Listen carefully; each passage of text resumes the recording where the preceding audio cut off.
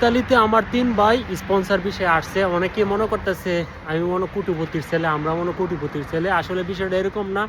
খুব মধ্যবিত্ত পরিবারের একটা ছেলে আমি, এবং জীবনে অনেক স্ট্রাগল করছি। আমি নিজে 3 বছর দুবাইতে ছিলাম। আমার বড় ভাই সে 7 বছর মালয়েশিয়াতে ছিল।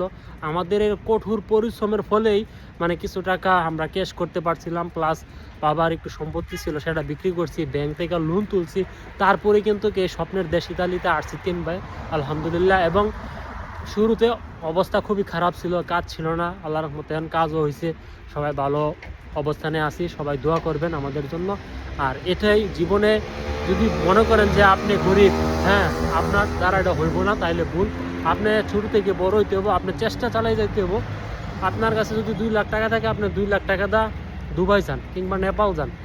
আপনার যে দেশ আছে ওই দেশ ত্যাগ করেন, আস্তে আস্তে আপনি কাজ করেন, পরিশ্রম করেন, এক পর্যায়ে আপনার টাকা জমাইতে পারবেন, ভালো একটা দেশে যাইতে পারবেন।